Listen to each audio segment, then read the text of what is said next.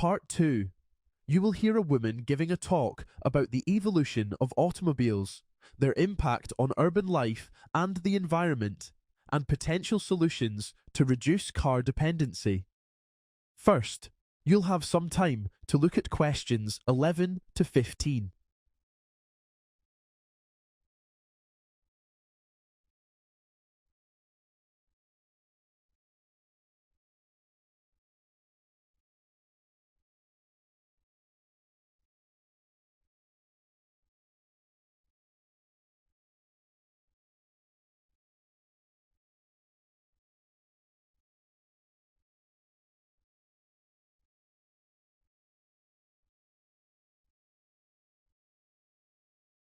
Now listen carefully and answer questions 11 to 15.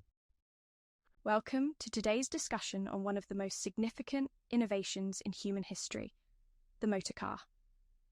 But before we dive into that, let's go back even further.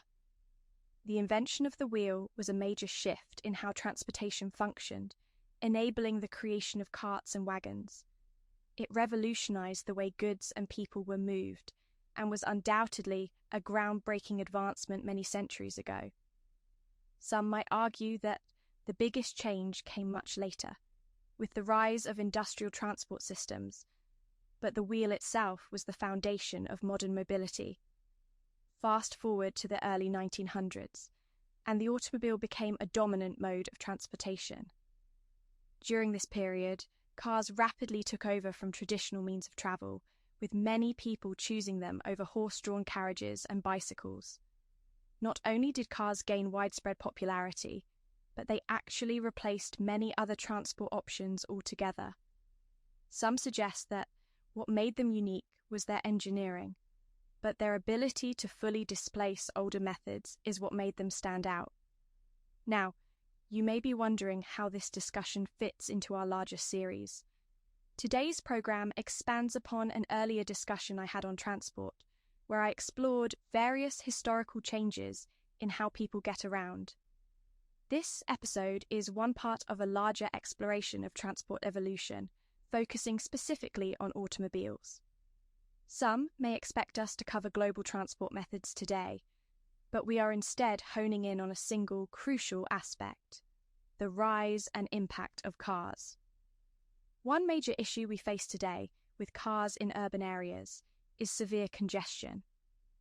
With more and more vehicles on the road, traffic has become a daily struggle, leading to longer travel times and frustration. Although financial costs and safety concerns are also growing problems, the most immediate challenge is excessive road congestion. Some would argue that higher expenses are the key issue, while others believe that the dangers of driving outweigh all other concerns. But the sheer volume of cars in cities causes the greatest difficulty. Speaking of challenges, let's talk about the environmental consequences of widespread car usage. Many argue that modern vehicles are much more durable and efficient than in the past, but the bigger concern is their global impact on the environment. For instance, consider a massive oil tanker transporting fuel across the world.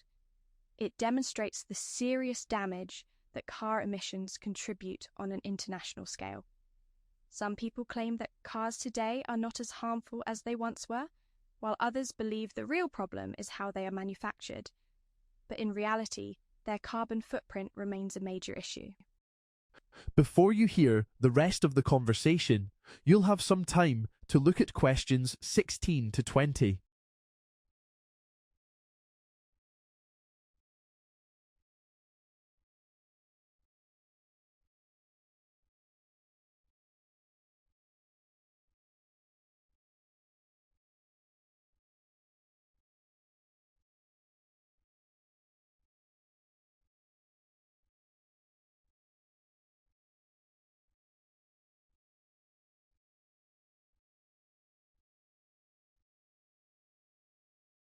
Now listen and answer questions 16 to 20.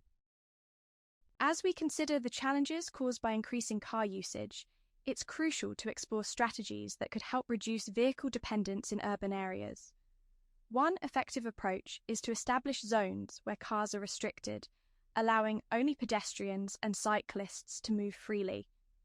This can significantly cut harmful emissions and improve urban air quality. By creating these spaces, we can limit the impact of vehicle exhaust, ensuring cleaner and healthier city environments. Another pressing concern is the cost of fuel and its availability. Many argue that making fuel more affordable would ease the financial burden on drivers, but the real issue lies in ensuring diverse and sustainable energy sources for transportation. If people have access to alternative fuels, such as biofuels or electric charging stations, reliance on conventional petrol and diesel could decrease, leading to a more sustainable transport system. Car-sharing initiatives are another practical solution to reduce congestion. Encouraging people to share rides instead of driving alone can help cut the number of vehicles on the road. With fewer cars in circulation, there will be less strain on road infrastructure and lower overall travel expenses, making transport more economical for everyone. One factor often overlooked is how work schedules affect traffic flow. If companies allowed employees to adjust their working hours, fewer people would need to travel during peak times. This would lead to smoother traffic movement and reduced travel time, benefiting both commuters and city planners. By spreading out road usage throughout the day, we can create a more efficient and less stressful urban transport system.